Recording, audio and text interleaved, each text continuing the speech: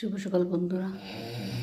মঙ্গলবার 30 ডিসেম্বর গুরু মহারাজের তিরুভক্তি তিথি আমি কি করেছি রাত্র 12:45 সেটাই আপনাদের সামনে একটু তুলে ধরছি। আপনারা আমার পুরো ভিডিওটা দেখুন।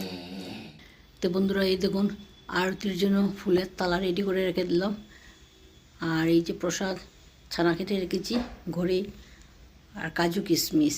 আর এইদিকে পুজোর জন্য ফুল রেডি করে দিয়েছি, আর কর্পূরদানি আর পঞ্চপ্রদীপ সব কিছু রেডি। আর জলের মধ্যে তাল মিষ্টি দিতে হয়, তো একটু তাল মিষ্টি দিয়ে দিলাম। তো এখন আমি অভিষেক শুরু করলাম। অভিষেক করে তারপর সব কিছু দিয়েই পুজো করলাম, মানে সেইটা তো একটা বিশেষ দিন তাই।